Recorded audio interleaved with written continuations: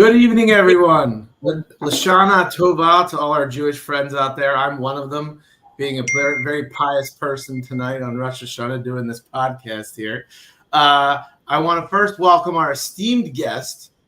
He is the rock star commissioner. Yeah, I gave that title to you. How's that sound? Doesn't feel right. Doesn't feel right at all. She is the one and only Miss Itir Cole. Thank you for joining us tonight. Hey, you guys. This is fun.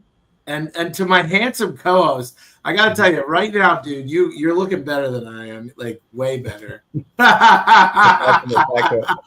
I'm in the basement as to not wake up the kids. I'm going to talk quietly. Christopher Timpano Esquire. I got to give you credit, Chris. You really go along with me on a lot of crazy journeys, bud. I appreciate it. Happy to be here, Chad. So we got a lot to talk about. I know that some exciting stuff. So you actually, Itir, were not only a guest today, but you are our last guest from the last time we did this. Mm-hmm. And what was cool is we got such a positive response that one of the local publications asked us to do this more routinely, which I thought was cool. I dig that. Yeah, I dig that too.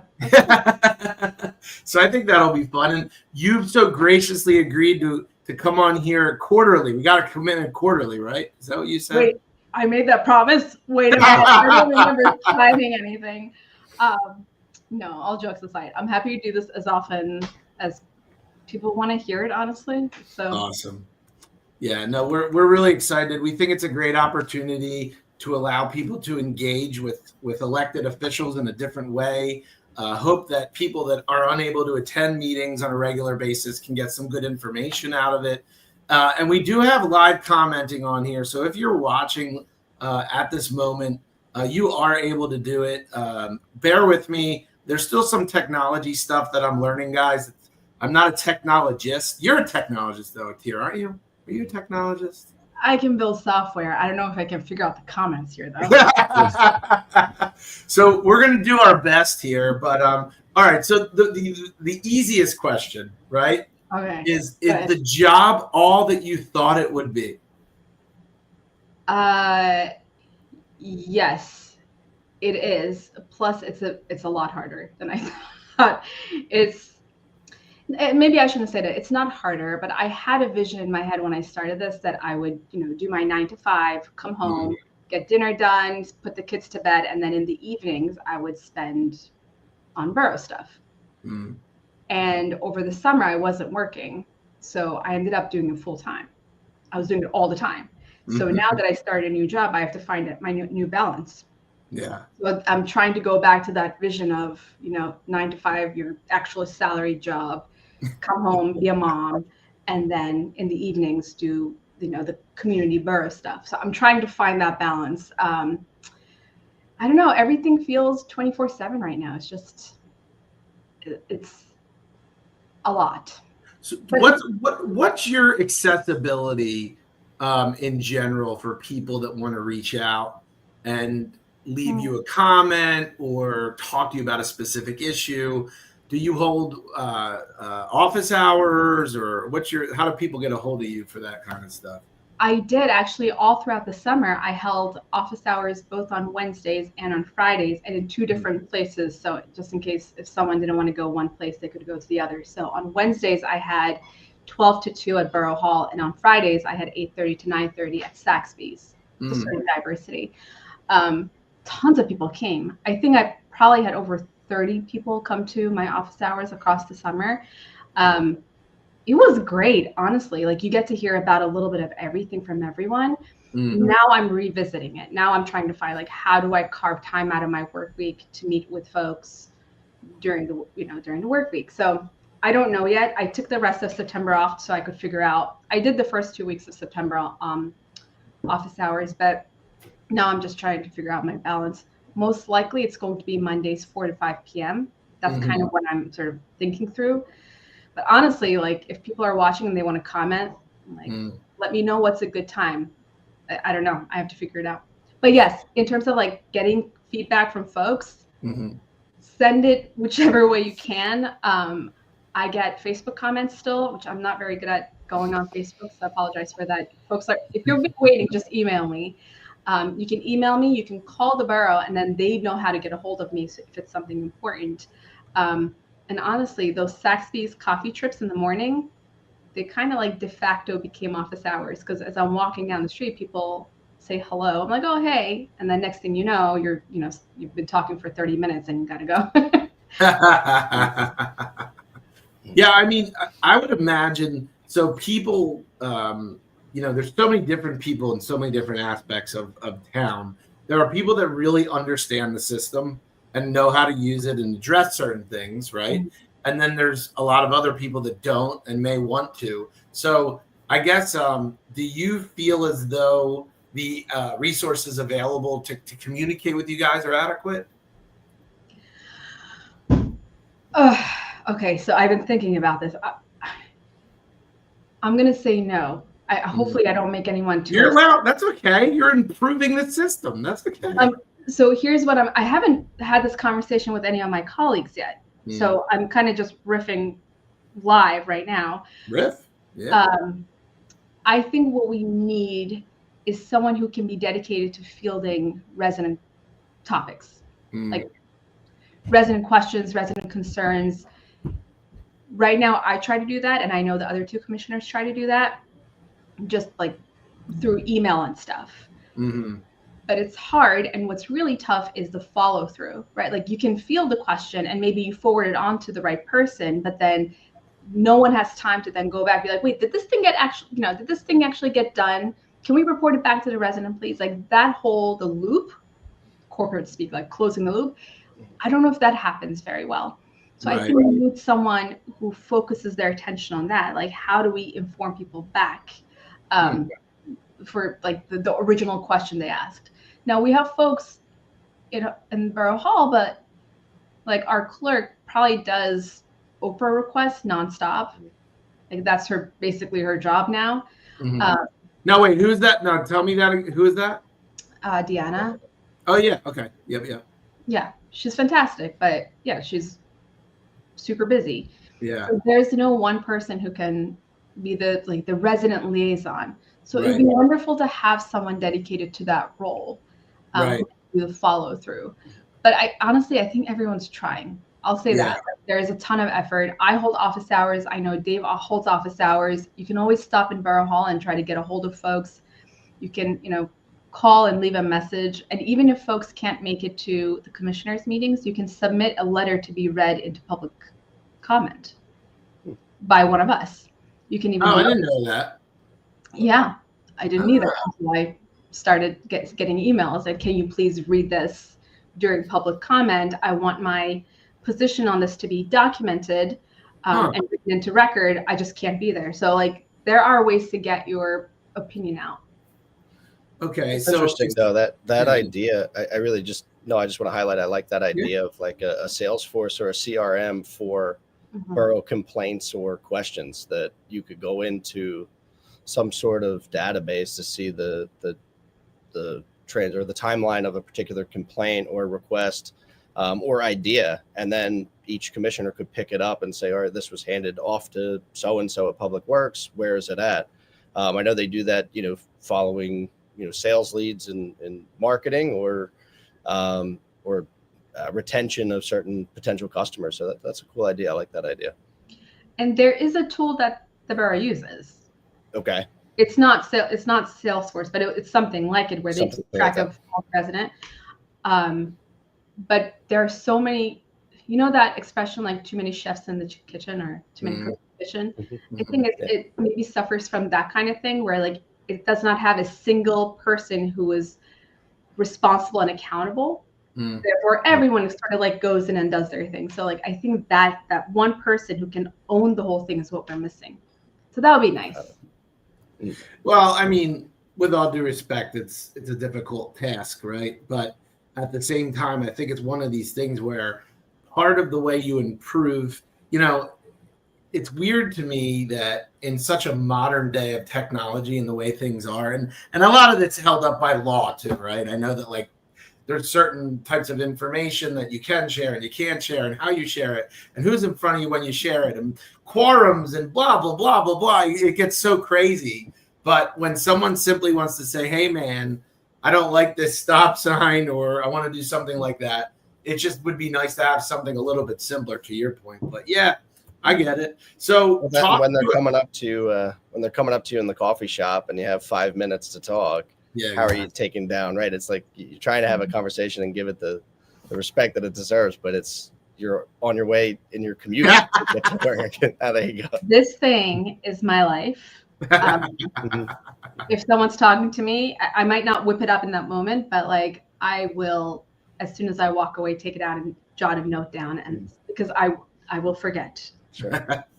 So I'm glad that the one thing that I actually love, and we're gonna address some of these comments here, but I know I'm gonna try and get it on. There's a lot on there.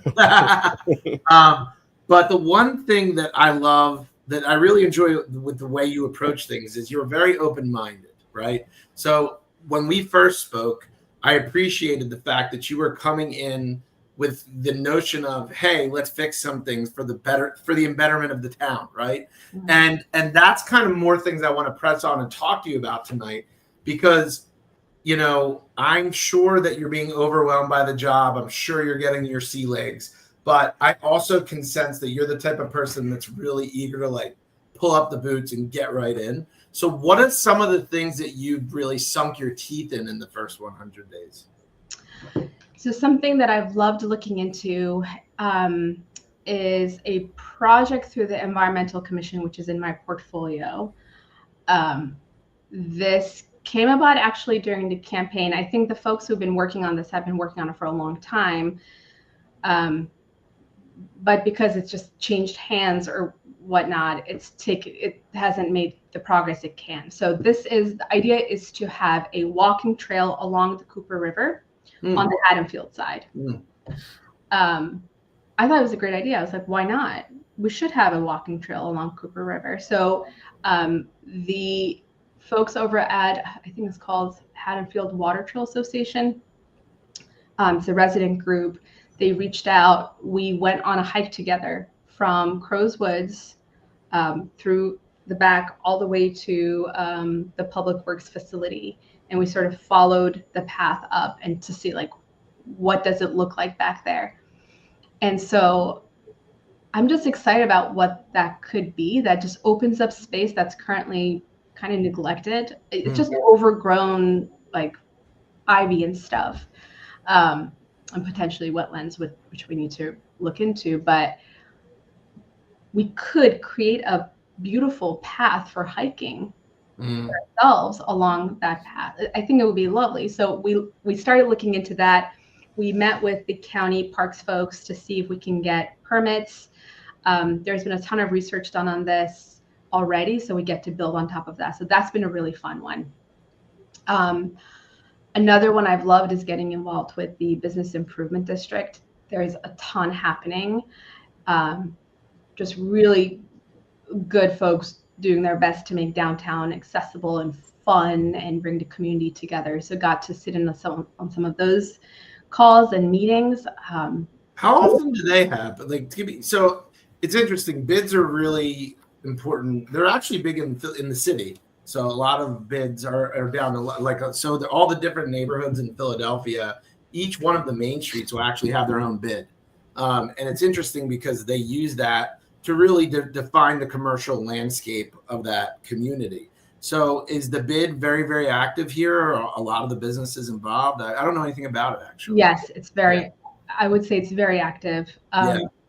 And we have representatives from downtown businesses, from service organization, or more professional services, and they meet once a month. But then each commission also has subcommittees underneath it. So there's like visual enhancements committee for downtown, or the events committee. Those also meet. So you really have the commissioners' meetings, which are twice a month. Plus you have your portfolio, whatever commissions you have, those also meet at once a month. And then they have subcommittees, they also meet once. So it's very quickly just exponentially grows. Wow. But they're fantastic. Yeah, it's a great group, and October is going to be an insane month. There's something almost every single weekend downtown. So don't go anywhere in October. Make sure you're downtown Haddonfield. You're going to have a good time. Pretty cool stuff. Yeah. Chris, what's going on at the farmers market in October? You guys have anything cool going on? We go, no, we have our regular market every Saturday, 8 to 1. We go through what's the second Saturday in October? The 11th is our last date.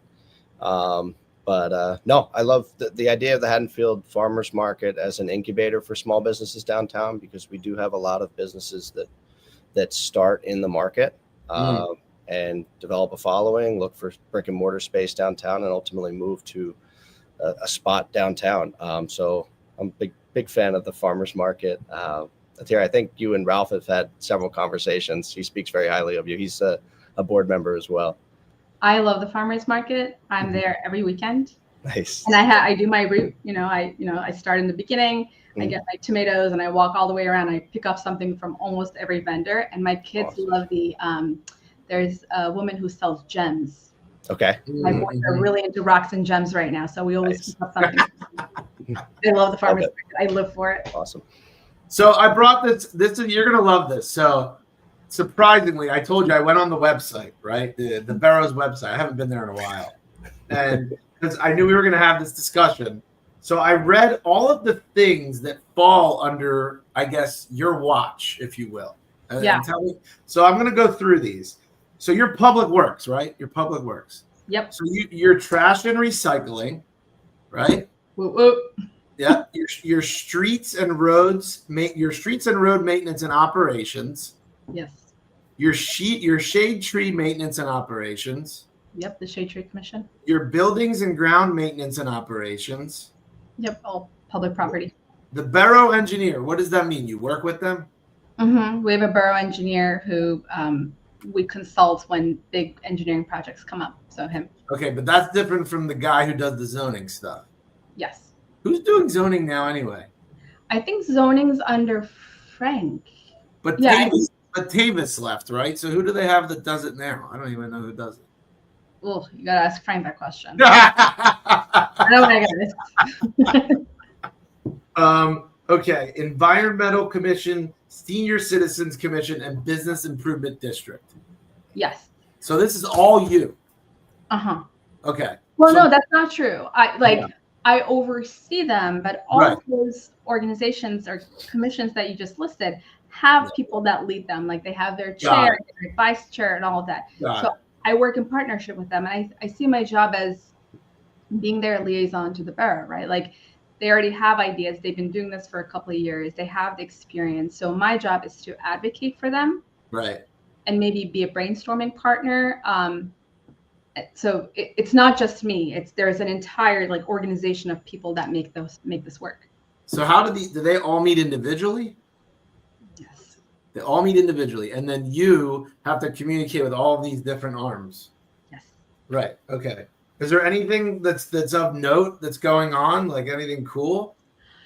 So the Senior Citizen Commission is fantastic. Sherry Siegel, who runs it, just turned this organization around. They just had their picnic a couple of weekends ago, and they formed a kazoo band. The kazoo band? With all the seniors who attend Mabel K Senior Center. They formed a kazoo band. And I mean, on one hand, it's hysterical the way the kazoo makes a sound. But it was actually pretty good. They had an accordion player in the back, and they performed. They had their inaugural performance. Okay. At the picnic. So now I'm like, okay, how do we get them? We need a Christmas concert. We need to get them on the July 4th parade. We need a whole bunch of stuff. We need to get them on everything. Well, okay, that's cool. So I there's a lot of people popping off about certain topics in our comment section, and I promise I'm going to address these guys. I really am. I was just trying to get to some of the stuff you did without going completely off the rails. I know all people want to talk about because it's a very charged topic. I get it. Sure. All right, so I mean, we'll get into it now because it'll allow us time, and then we can get back to more of the other stuff. And I do have to give a shout out. Is the 4th of October the Fall Festival? It is. Yeah. I'd be remiss not to mention that I think I would get tarred and feathered if I didn't give a shout out to the Fall Festival here. So make sure everyone comes out. Lots of vendors, lots of arts and crafts. Is it the first time back in a while? What's the big? Everyone's really into it. Tell me about it. Do you know anything about it? Yes, Haddonfield Lions Club is putting this together, is bringing back Fall Festival.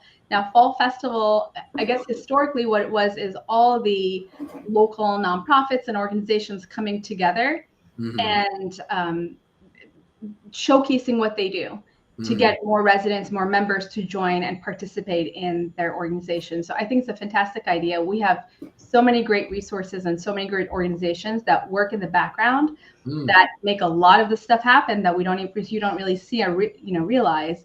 And so this is a chance to actually have them showcase their work and advertise what they do. And you'll see some of the commissions from the borough there too. Like I think the Environmental Commission will have a table.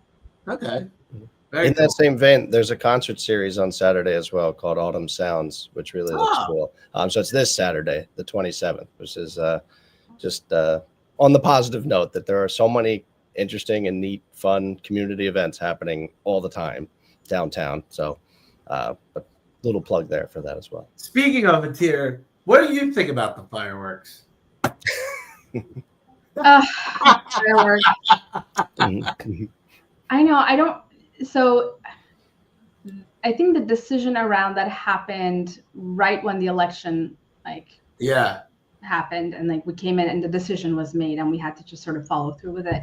Yeah. My understanding of it is that it took too long to make the decision and then we ran out of options. That's what my very quick summary of that topic. I don't see why it can't come back if we start earlier and then we go through all the right steps to make sure, we're getting the right permissions and make sure we're raising enough to have the right fireworks. Yeah, we just need to start a little earlier, I think. Yeah, that's fair. I think so. I think fireworks are cool. Yeah, I don't mind. I mean, is there anyone who's like, no, fireworks suck? Everyone wants it. It's just the logistics that were the problem, right? Yeah. I don't know. It's one of these things where it's like, especially when you're first stepping into office, I'm sure it was a complete storm. And you're like, wait, what? What's going on with the fireworks? I'm like, I don't know. But I don't know. I'm just throwing it out there. Like, I don't.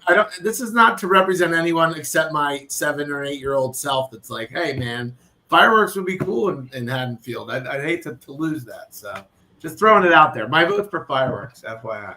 Yeah. And do you have a suggestion for anybody listening that may be able to assist, whether it's fundraising or logistics or safety? What is it that you think the borough would need to resurrect the fireworks, especially next year with it being the 250 year anniversary? So this is why he's my co-host, man. You high five, Chris. That was awesome, dude. Thanks, you left behind here. Thanks. Get in touch with Haddonfield Celebrations Committee because they're the ones who organize it. Ask them what they need. Maybe not all at once, but I think I'm sure there's a way you can coordinate through Borough Hall. You can probably give the number on the website a call and let them know that you're interested and get connected to folks who are running the Haddonfield Celebrations Committee. And once you do, you basically just say, I want to volunteer. This is a wonderful organization to volunteer with. You can say, I want to volunteer. I want to help. Where do you need help? Okay, so they're the ones that are handle the fireworks stuff. Haddonfield Celebrations Committee. There's a lot of committees in Haddonfield. Never enough. More committees. There's a lot. Anyway, all right. Let's get to some of this comments here. I don't want to get tarred and feathered, so we'll start with Gerard here. Gerard, and again, these are just at whim here at Itir, so I'm going to read them out. Some of them you may like, some you may not like. It is what it is. That's all right. So Gerard, do you regret your August 21st public Facebook post that appeared to invite non-residents and outside progressive groups to our ordinance meeting because of the overcrowding and fire code limits? Many actual Haddonfield residents were turned away.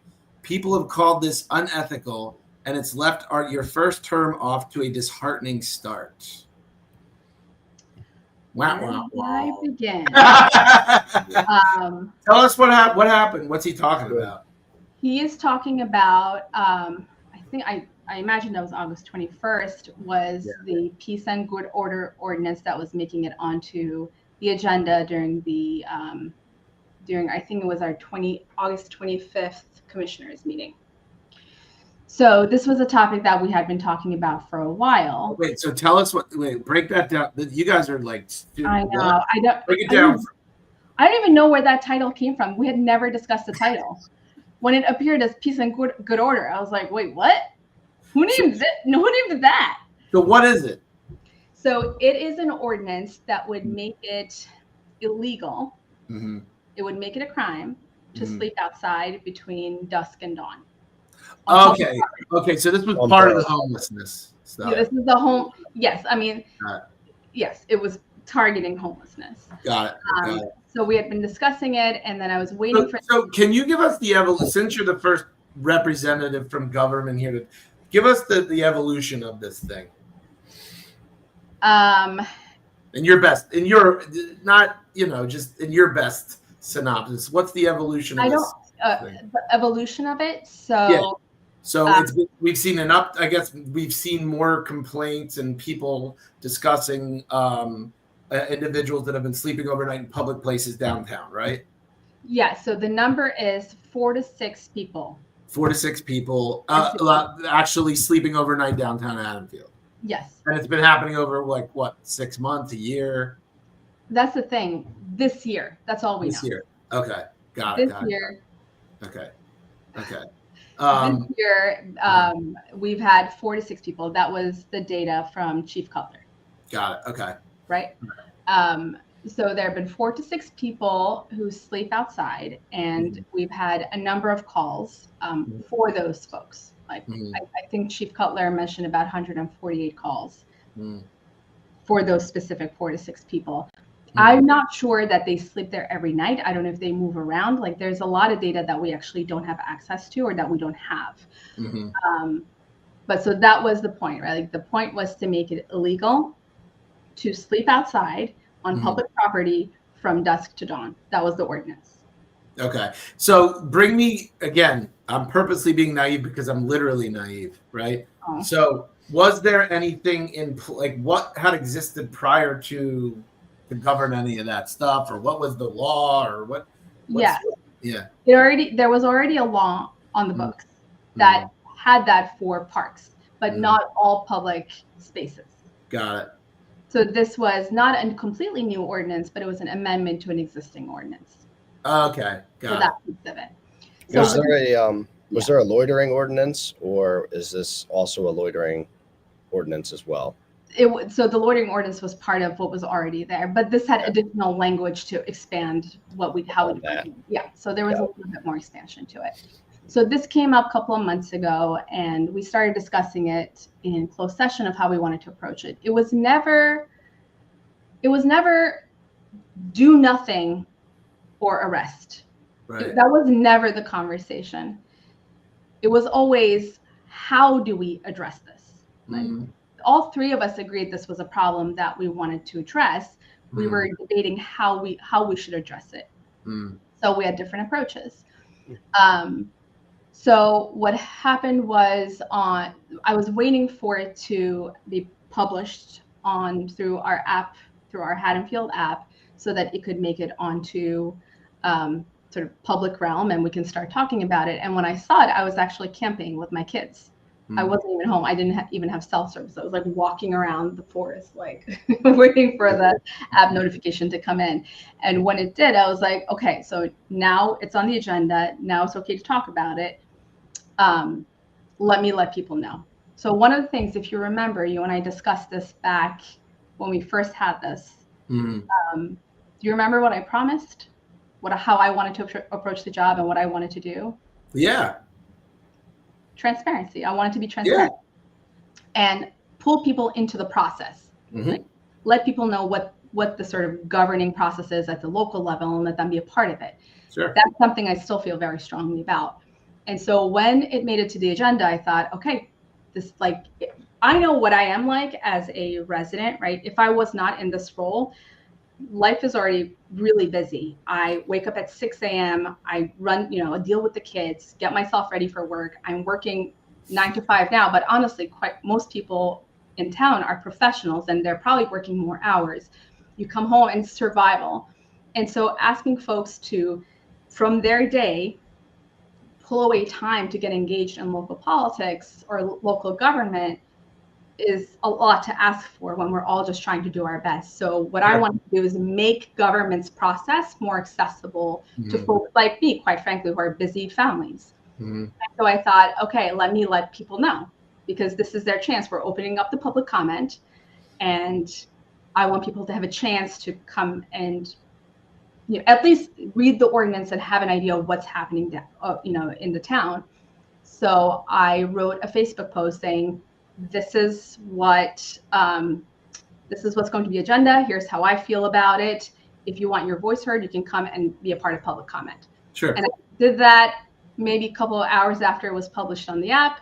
And then I closed my phone and I was done. And it wasn't until we got home later in the weekend that I was like, whoa.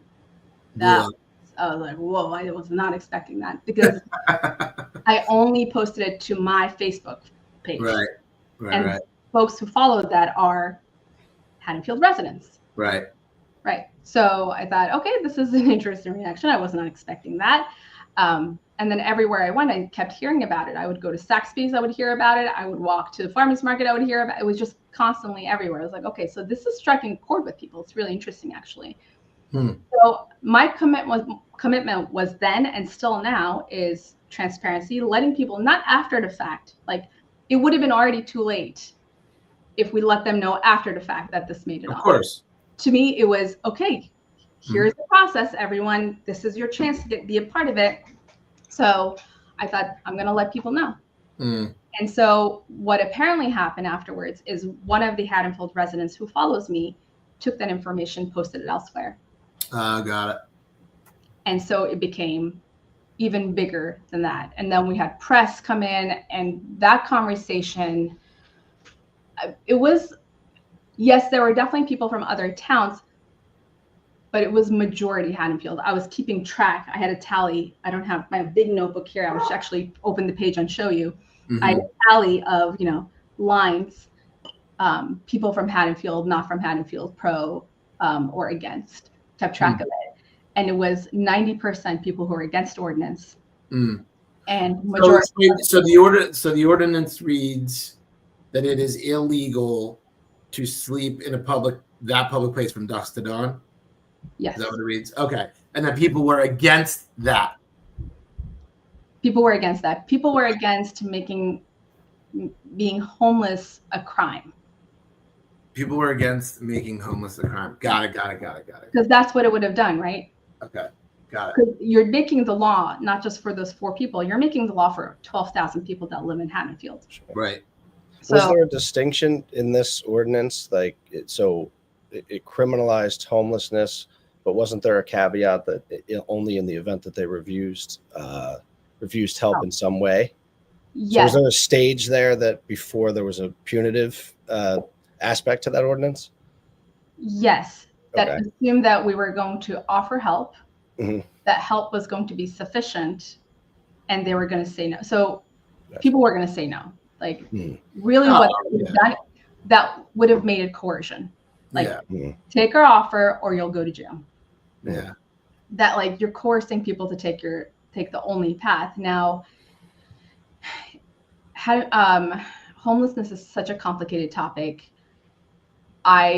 Before going into this, while this conversation was happening, I was talking to the county social services. I was talking to the state social services. I was talking to nonprofits who specialize in this. I was talking to social workers. I was sitting in on workshops. So I tried to do my research going into it. And everywhere I went, and every sort of expert who has spent their time working on this problem said, criminalizing homelessness does not work. It makes the problem worse. Try this instead. So they were offering other ways to go about the problem. And so that's what I wanted to try. I said, why don't we try other options first before we get to the point of saying we're fed up, we don't want to keep doing this. We just gonna, offer people our help, and if they say no, we're just gonna put them in jail. Or rather, it would have been fine them first, which was $2,000 fine. Like, which homeless person is $2,000? So Yeah, no. that's jail. Yeah. And then they would go to jail for, like, it's not forever. You don't go to jail forever for a crime like this. You would be in jail for 30 days. Sure. And then you come out on day 31. Where do you go? Yeah. You come back here. Yeah. Right. So, like, it just doesn't solve the problem. So I have two questions on that point. One is there a version or language of the ordinance that you may be in support of? And second, just more broadly speaking, how do you balance, how do you balance the empathy, and which perspective for empathy do you take? Empathy for somebody that's struggling with mental illness or drug abuse, but also empathy for, we hear complaints the morning of the farmer's market of messes, or from some of the ice cream shops, the young high school kids afraid to put the tip jar out, or from the police officers that say, we're getting complaints, but we can't do anything. So how do you balance the empathy towards which perspective you're taking? The police officer, the young high school student, the business owner, or somebody that's struggling and in dire need. And that's the job, right? You have to balance it all. Right. And it's actually not one or the other. Like, it's not do nothing. That's still not like, I think what that implies is that we're going to just be like, okay, everyone go ahead and sleep wherever you want. That was never what we discussed. Yeah. The option, what we actually discussed, and what we're pursuing, and every person, each commissioner brought their own sort of spark to it, was working with the local organizations, nonprofits, and the Council of Churches to hire a social worker for town and have that person build a relationship and build trust with the homeless folks through time, and redirect them to the right resources, and not just only, a one-time shelter, like one-time touch and then go to shelter and then best of luck to you, we'll never see you again. Because what really happens is that this is a regional problem and people will come back, right? So what we really want to do is keep in touch with those folks, make sure they're staying stably housed, because when they're not stably housed, they're going to come back here. But we're also missing is, like, why are they not stably housed? Like, what is going on there? Like, if you offer someone a shelter, why wouldn't they take it? There's something else, right? Like, to me, that's the interesting part that we need to explore. And no one currently is in a good position to be able to do that. Like, we can't ask our police to do that. Like, they already have a job. They're really busy, actually, right? Like, they're probably some of the best there are, but we can't ask them to be also mental health specialists. They need to fight crime. So they're not the right folks. And then there's no one else. And so if we had a social worker that was a shared resource between the borough and the Council of Churches, that person can actually build a relationship over time, have a list of reliable services and, maybe facilities for living that they keep track of, what's reliable, what's not, understand the root cause of why that person is homeless to begin with, and then connect them that way, right? Like, and also track their progress over time to see, do we need to do something else? Do we need to get involved again?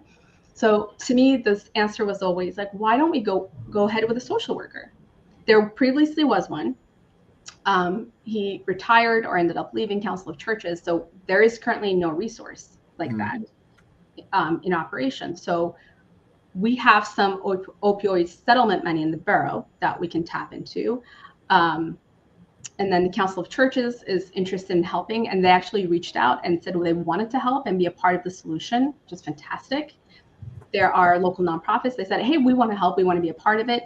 People came in and spoke about their own experience in homelessness. There was a gentleman who came who was friends with someone who was homeless and was actually the person who helped him try to find resources and facilities, and had a really hard time navigating that world because the system is just not built for it, especially if you're someone who is struggling with mental health issues or, some sort of addiction. Like, it makes it even harder to find that. And so people were bringing their personal experience, they were bringing their career experience.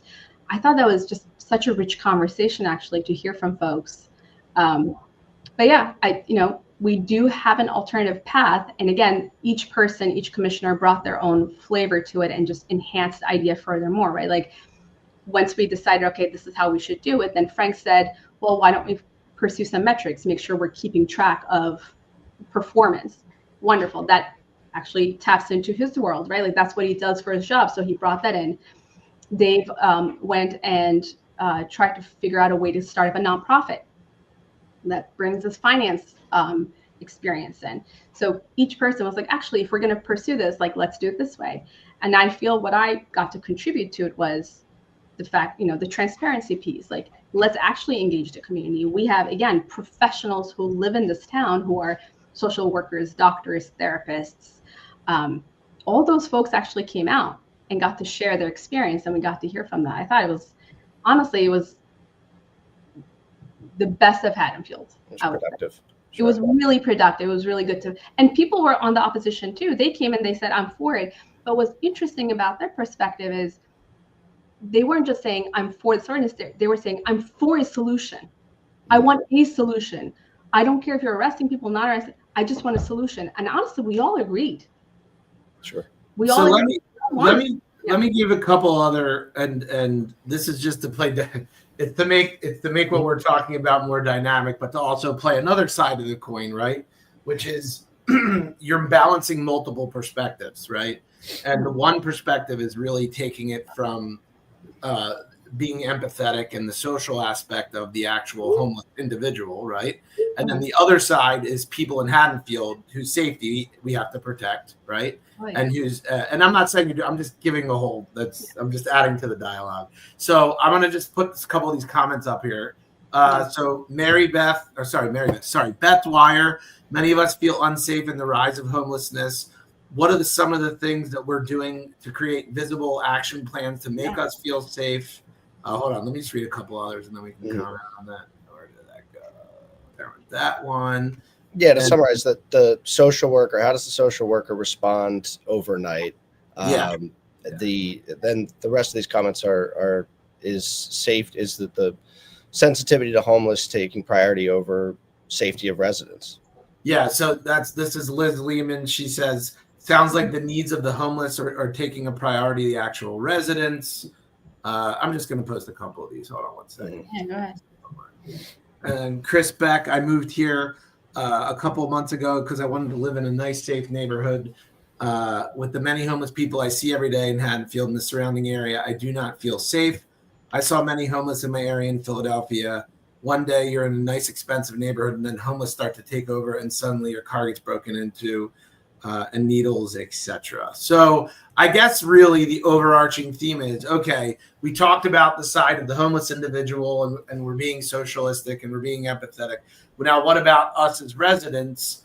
What are we doing to make us feel protected? And then, to be completely honest, whether or not we have an ordinance in place, if swift action needs to happen, are we empowering the police to act in that way, or are there things there to protect us as residents? Yeah, so there are companies who have round-the-clock 24/7 social workers available.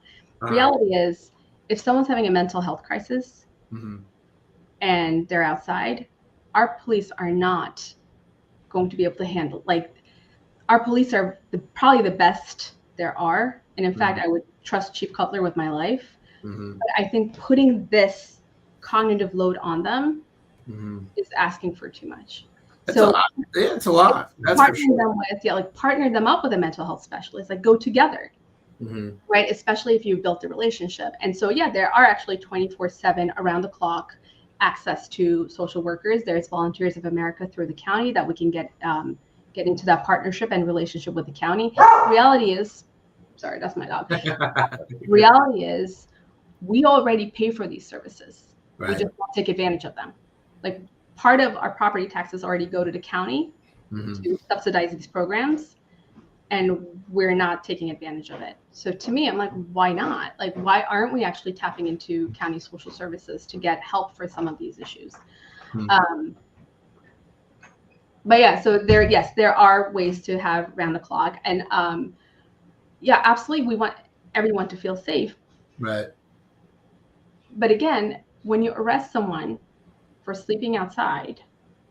Well, is arrest, I guess the question, this is just me playing devil's advocate, is arrest the only way to curtail it with immediacy and swiftness in a way that I guess I don't know if we can, and again, throwing ideas out, can they be displaced to certain areas? Like I know they have facilities or places you can take individuals to physically remove them from the area.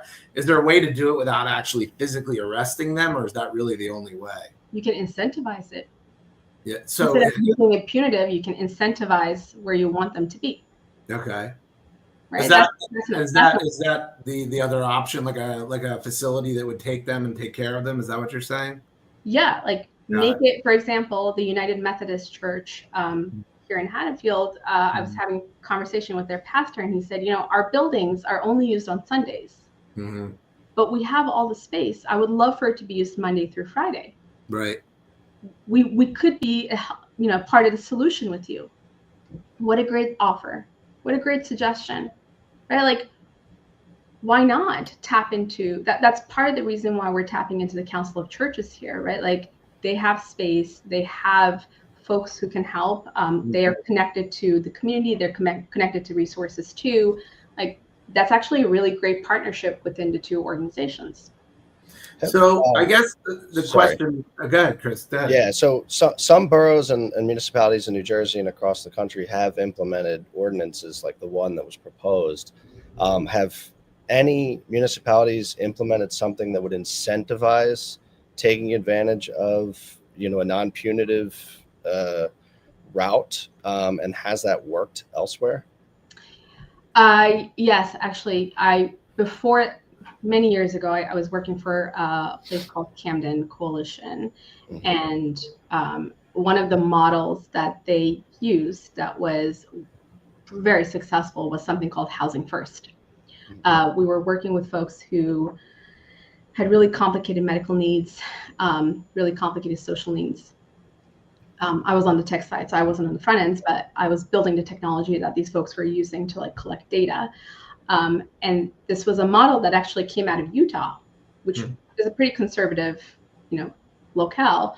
And they designed this model first called Housing First, which the concept behind this is, if you want to help someone, if they have, complex sort of needs, you can't do it without putting them in some sort of housing first. Otherwise you can't find them. Every other sort of complication in their life stems from the fact that they're not stably housed. So I thought that was a really interesting model and one that we've seen work. There aren't always resources around it, but anytime I spoke to someone who spent their life in this area, this topic, they said, incentivize the behavior you want. Don't try to punish don't be punitive, because it doesn't work. And so I think we have a chance here as Haddonfield to lead and try this method, because we have been doing it the other way for decades, and the problem hasn't really gone away, has it? So, what I guess the ultimate question is, and it's this. I'm just reading more comments here. Where are we at now with this? Is it just coming up with the approach you're talking about? Like, what's the process? Does this get voted in? I guess can you call it to a general vote where people decide on the ordinance? Do you guys decide on how does that work? So this will be on the agenda once again at next week's meeting. We discussed it during the work session a couple of weeks ago, and we agreed that we were going to table it and pursue the nonprofit route. And hiring the social worker and getting them set up. And so that's the next step. So we're waiting for the nonprofit. In the meantime, we have a job description. We'll post it as soon as we have the nonprofit. I mean, it has to be it works through a nonprofit. I think Dave can probably tell you more about why they wanted to go that route. But got it. And at that point, we can hire the social worker, get them on board, get them start building the relationships, get them partnered up with our police department. Make sure they're aware that the service exists and that they can partner up with them in, going up to people and trying to talk to them. Right. Got it. Okay. And then overall, at the moment, the current ordinance, is it still illegal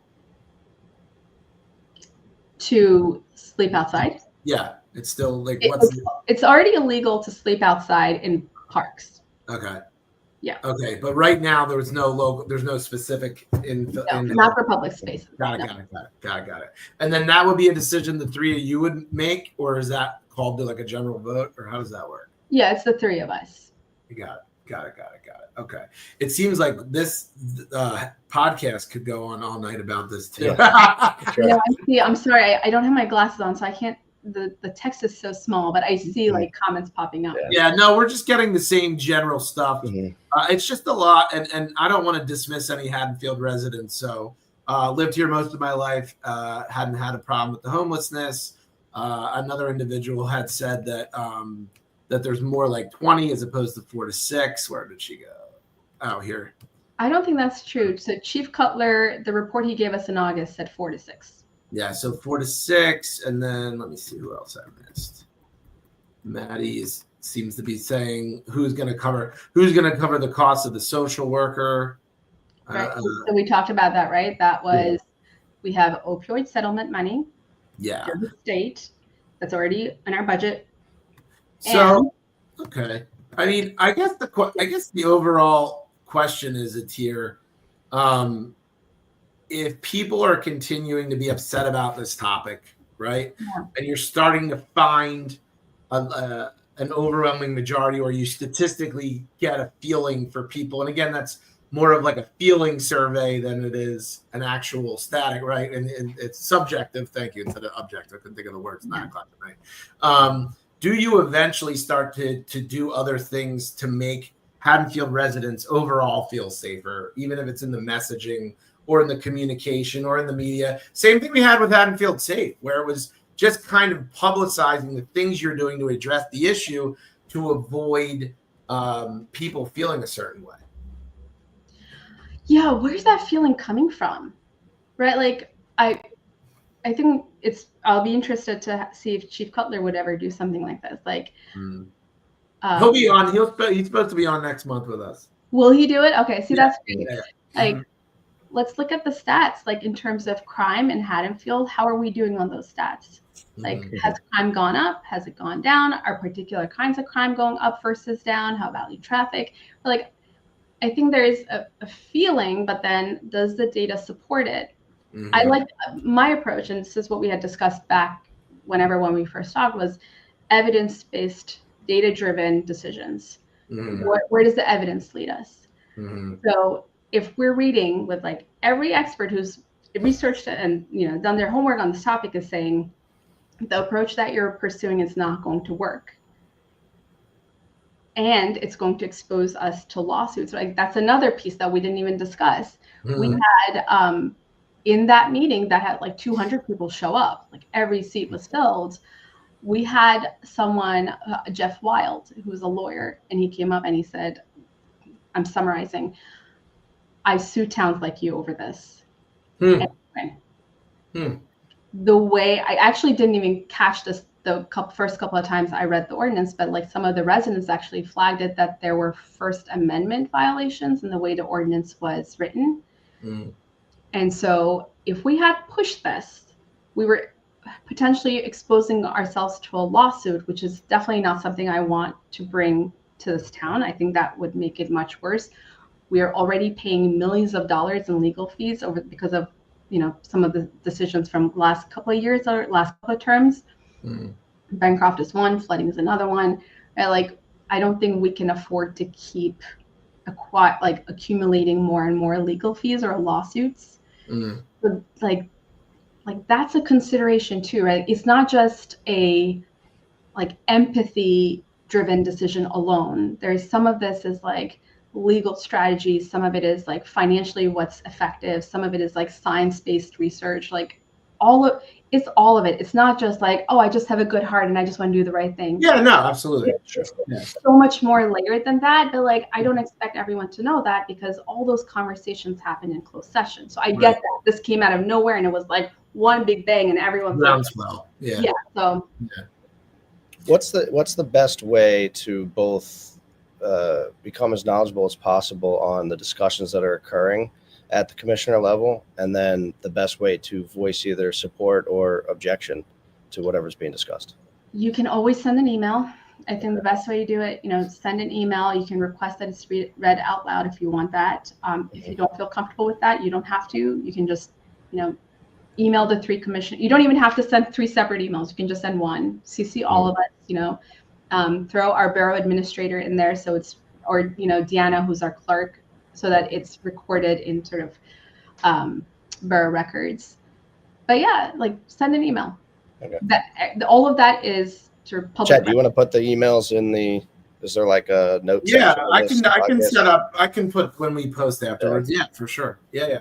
I may not get a response back, but it goes into public record. It goes into public record. Okay, got it.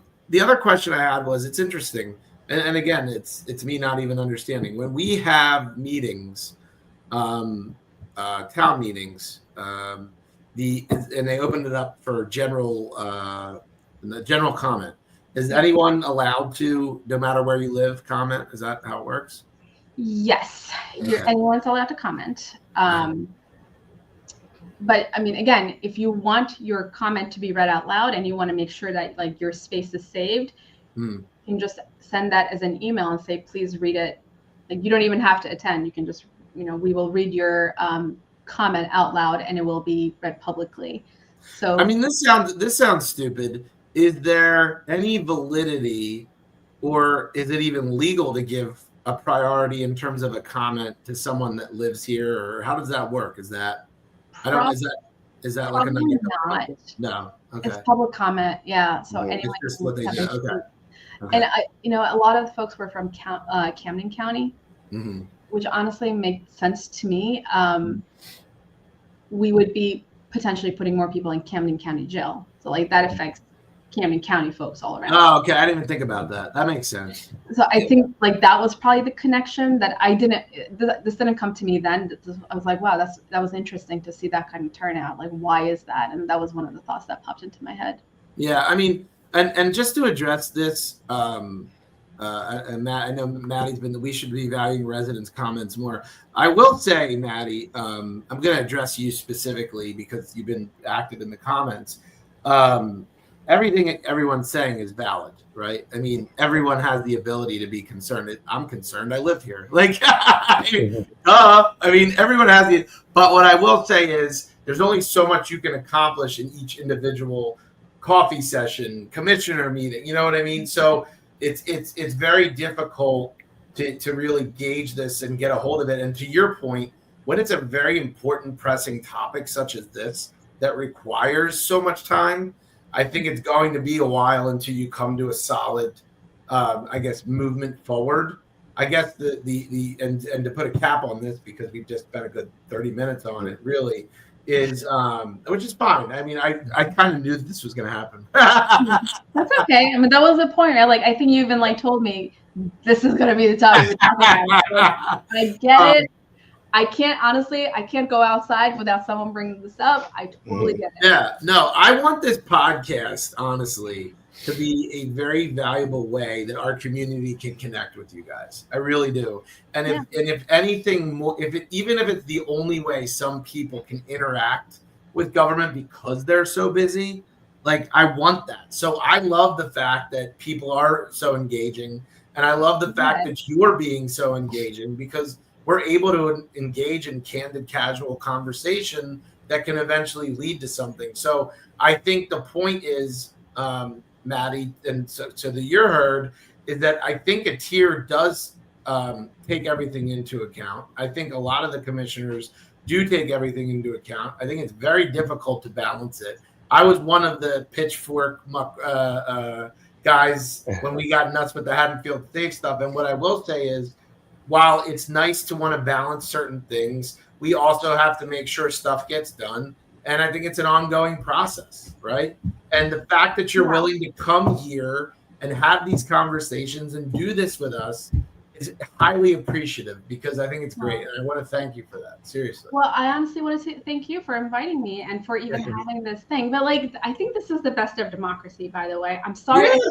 I'm sorry I don't have my glasses. I can't read all these comments. But if people are disagreeing, yes, this is totally fine. And this is not a one and done deal. That's right. Yeah. It never is.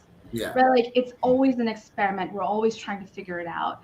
My thinking on this was like, before we go to the one extreme, let's work our way up, right? Like, let's try something a little more mild. That doesn't work, we can iterate on it. What parts worked, which parts didn't work? Like, this is a sort of like evidence-based, data-driven decision. Like, that's how I do my job. So I would not be doing a service to this town if I didn't bring that same sort of professionalism to this job. So that's all that like we're trying to do is like, let's try one method. Let's keep iterating on it. Where is it failing? Where is it succeeding? The parts that are failing, let's look at them again, right? Like, there's going to be iterations here. It's not a one and done. So I don't want anyone to feel like. Itir, I want to ask you this, and this is Maddie brought up another good point, right? What if we do survey? Like, let's say we do all these things, and we do survey a lot of Haddonfield, and everyone still does feel that there is an imminent danger and that we are unsafe. How would we address that stuff? Such a good question. Like, if Chief Cutler is coming and saying like, we're the safest we've ever been in a decade, and we have a method to work with the homeless folks in town, like we have that, and folks are still saying like, I feel unsafe. Right. Like, I want to know more. Like, let's talk about it. What makes you feel unsafe? What have you seen? What have you observed? Like, I'll tell you the thing that made me feel unsafe. I was walking downtown with my kids, and there was nearly a traffic accident. There was a biker and a van, and the van had pulled up to pick up food from, it was like a dad and his daughter was running in to grab their takeout. And the dad, in order to do that, he cut off the biker, and they almost crashed, and the biker like went flying. And then the guy who was driving the van like hung out of his window, started yelling at the biker. Like the most violent yelling. I was like, what is going on? And like my little, and that was our residents, like that was our own folks. And it was like a non-issue that blew up. So like in that moment, I was like, whoa, are these two guys, like I'm 5'3", 5'4" on a good day. I don't have a lot of meat on me. So like if these two guys get in a fight, like I can't break it. And there was no one else nearby. Like, what do I do? So like, so yeah, like if you think about where's that feeling of unsafe coming from, maybe part of it is also like, we need to reach our own residents in some way. Maybe we need to have some sort of like communication campaign on all the activities that borough. I mean, and that was really the groundswell with us, right? When we were with Haddonfield Safe, we would get a lot of backhanded information coming mainly through Facebook groups, right? And government wasn't really acknowledging or address it in a way that would shut it down. So people went nuts. But wait, this is a full circle. This goes back to one of the first things we talked about on this call, which was like, we're not closing the loop. Yes. Like we need to close the loop. And it's so hard. It's really hard. And Chad, if you recall, we did a survey early on with SAFE, and we asked that question directly to the residents of, do you feel safe in Haddonfield? And it was like, I think the result was 80% said no, but it was a point in time. It was a point in time where there was a spike in car theft. So it was definitely a heated point in time, but it is relative. But with that, I mean, and I understand that the data-driven progressive, take on not progressive, but I know that's not progressive. Tiered take, like we're going to implement certain solutions to see what works. What's the metric, I guess, that you're reading? Because like the empathy side of me is one person homeless is too many, right? But at what point do we say, okay, it's not working? Is it 4 to 6 homeless people in town? Is it 20? What's the data point that you're looking to read to say this particular methodology or implementation that we laid out with the social worker or whatever it is? What metric are you basing it off of? Yeah, I mean, Chris, Maddie wants you to. Thanks, okay, you're running next time. I talk too much. I'm done. Sorry. It's all you fix it. You get out here and fix it. So the goal is ideally no one's sleeping. Like no one should be sleeping on the street in friggin' Haddonfield, right? Like I think that's the ridiculousness of this whole conversation, right? No like come on, like come on, like But I mean, we're with, I know. it does not exist in like a, space Yeah, all on its own. We're part of the county and the region and the state and the country. I Like, know. there's stuff happening outside of our control Mhm. that will most likely, honestly, it's going to lead to more homelessness. Like, people are in Yeah. a tough position. Yeah. Yeah. Anyway, but like, for example, one of the gentlemen okay, to me, my measure is one, like, I would like 0 people sleeping on the street. Mhm. And I want to know more about these individuals. To me, like, I want to understand why they're unstably housed. Well, Itir, I want to actually bring this up for this is actually a good point, right? So I've heard this. So Gerard says, what about when you witness people vomiting or screaming profanity? It's dangerous. So let's actually take this from the angle of a resident for a minute. Yeah. What if you're with your kids, Mhm. right? And what if you visibly see somebody who is homeless being a public disturbance? What do you do? So that's already illegal. Mhm. That's the beauty. It's already illegal. Like, please feel free to call the police on that. Okay, no, I'm just okay. So if there's a public disturbance immediately, and then that's enforceable. Yes, already. Okay. Yes, if someone is shooting up in freaking King's Court, drug use. Yeah. Call the police. Okay, that's already illegal. You guys you don't have to tolerate that. That's crazy. If someone's vomiting in King's Court, I mean, should we make vomiting illegal? Like, then, like, when I was pregnant, I was vomiting. I don't think that was the purpose of the question. Yeah. Also, arresting people who are sleeping is not going to solve that problem because they're not. I mean, look, you could also argue people that drink too much beer at King's Road, but I think behavior, like actual criminal behavior. Yeah. Yes, please call the police. Like, that's like, no one is allowed to shoot up in public. That's crazy. I just think it's just a weird time to run that line, right? Because you're raising families here, and as much as it's a hard line because you really want to do things the right way, and you want to raise your kids in a place where you can go downtown and shop and not have to see all that. But obviously that stuff happens, and it's now a matter of what can we do legally and what can we do socially to balance the two, right? And that's the hardest part. That's socially, legally, without exposing ourselves to more potential, like more lawsuits. Like, we have to be like, again, would a no loitering law or no loitering ordinance help address that? At least give the police something to do, because most due process happens. Oh, look at that, Chris! You walked right into that. You walked right into that. I guess I did. I was just curious where the conversation was going, but is there something that does provide the police officers with something? Yeah. But like, I just saw this. Yeah. Like, robbing someone is already illegal, you guys.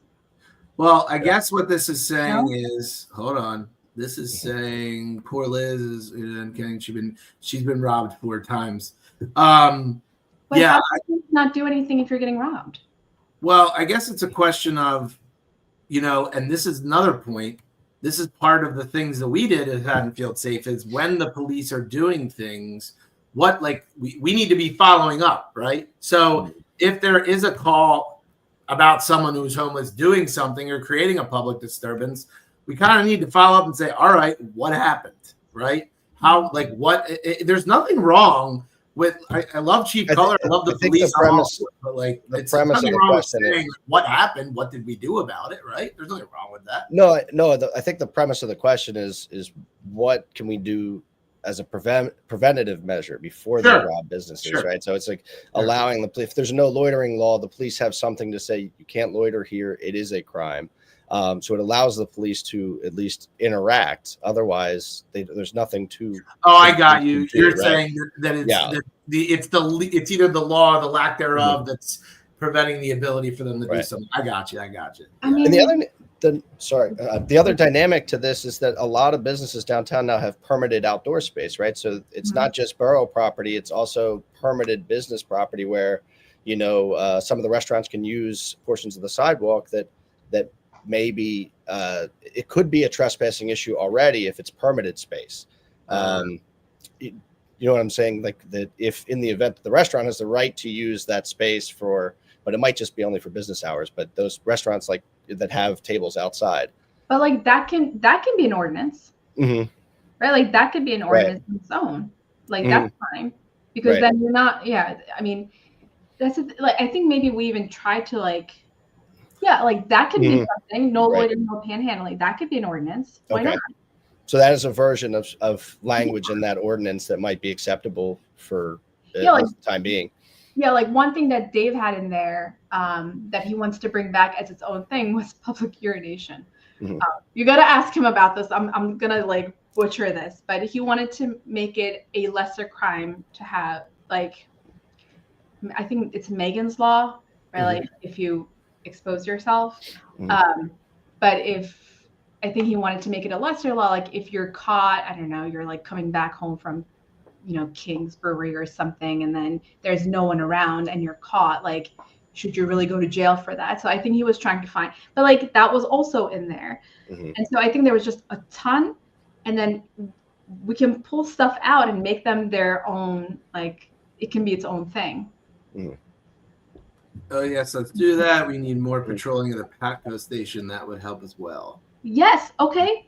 I mean, I'm board with that. Yes. More patrolling of the Patco station. That's the thing. Like you guys, I think we agree more than we disagree, that we're just, I don't know how this got so charged, right? Like, no, maybe I do. Well, I think, you know what it is, Itir? I think you have to balance. I think what happens is you push on one perspective, not you specifically, but as a whole. There's only so much time, and it's like, all right, the homeless, but what about the residents, right? And then it's the balance of it all. It's how do you do the social part of it, right? And how do you avoid the lawsuits? But at the same time, how do we protect us? And how do we make sure that there are things in place that allow us to enjoy our downtown and to want to spend money here and to want to live here? And I mean, I think it's as important, and I think it has to be balanced with equal weight, right? And I think that's what it is. I think if maybe the discussions are balancing both more, then maybe it's less charged. I don't know. That's just an opinion. But that's the thing. There was always balance in that conversation. It just wasn't public. Yeah. Right? Like we went from 0 to 60. Yeah. Well, that's the thing, but that's the whole point. It's the loop. It's the loop. It's the loop. I mean, I think the nature of it too, like it came up in closed session, so we kept talking about it in closed session. Right. So the public didn't get to see the evolution of our conversation. Yep. Naturally. And so I can't even imagine what's going through half the town's head. Like probably that crazy woman, it's here. What the heck is she doing? Like I can't even imagine, because they didn't get to see the full sort of dialogue. That's the problem. Yeah. That's the problem. That's the problem. That was the problem with Haddonfield Safe. That was the problem when we had the crime. It's the lack of transparent communication. And then you're only being seen for saying this or saying that, when in these closed sessions, right, all this stuff is being talked about. And I think that's the biggest issue. It really is. Like, I think we can come to terms with the fact that, we've got to find ways to address all of this and do it in a way that it does result into action in a certain way. I really do. But I think, look, we can go to midnight on this. But it does, look, it highlights the point of being able to develop ideas and in conversation and long form conversation. I think Chad and I had so many conversations when we were doing the safe stuff on the phone for hours talking these things out. And he would tell me, no, that's idiotic. And I would say, okay, fair enough. We won't go down that route. But having this dialogue, I think, is critical because we all can't make it to the Monday night meetings and we can't make it to the closed session. So I sincerely appreciate your time and chatting with us. And I think this is important, Chad. I think it really is a fun endeavor, but it's also critical. Yeah. And honestly, those meetings are brutal. Like that meeting itself was probably 5 hours. Like it went from 6 to 12:30 with all the public comments. And then we went into closed session and it ran for another hour. So 1:30 in the morning. So I didn't get home until 2. And then of course you can't shut down because you're like on adrenaline, right? Like and plus your brain is so active, you're thinking and taking in all information. So I couldn't shut down until like 2:33. I went to bed, and then I was up again with my kids at 6. So like, I get it. I can't, I understand why people wouldn't want to come out to those meetings. There are other ways to voice your opinion. And then, there's things like this. You can email us, you can watch the videos afterwards and at least like have an idea, because everything ends up on YouTube. So you can just put it on the background as you're cooking dinner.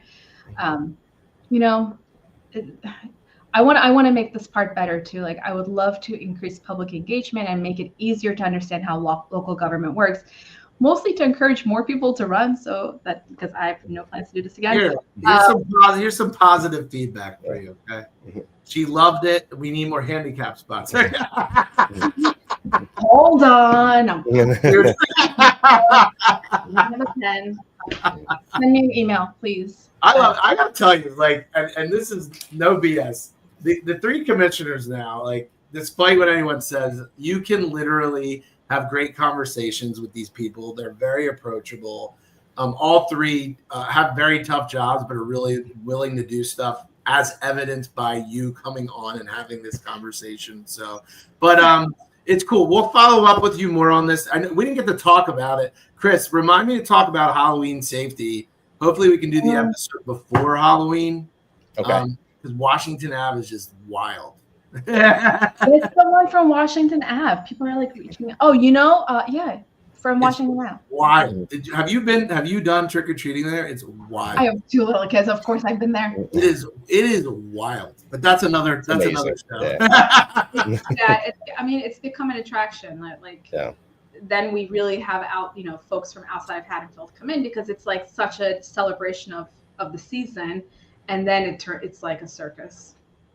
Yeah, and before we do leave, I'm always going to do these as ways to like cap it off, to make sure that this is, guys, we will follow up with Itir on this stuff. We are here to help continue these conversations and dialogues. And Itir, maybe some of the stuff we talked about when you guys do meet, you can bring up as good things find ways to allow residents to voice this stuff. The survey was phenomenal, by the way, as an FYI. I thought Chris and I got really good feedback. I think the surveys are really, really good ways to like get good feedback. We could run it. I'm going to volunteer people that I'm going to get into trouble for, but we could run the survey through the Borough app. Yeah. Wow. That would go out to. I think it's worthwhile. We had a lot of people engage with it, and a lot of information that we gleaned from it was helpful in the direction we took. It really was. Yeah. Maybe we can do it through the app. And I know I'm going to get yelled at by someone. Someone's going to read it. Yeah. Well, you are a fabulous sport. I love, you're such an approachable. It's just awesome. It's nice to have these conversations. We're rooting for you. We root for all 3 of you. We really do. We root for all of you.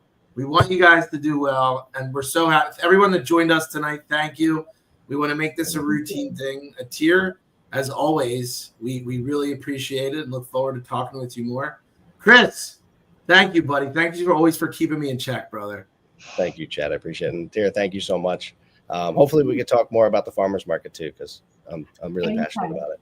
Awesome. Anytime. I'm equally passionate about the farmers market. So anytime you want. Thank you.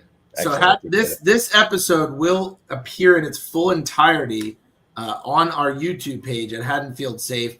We had a breakdown with Facebook. You need 100 followers to start to publicize these things here.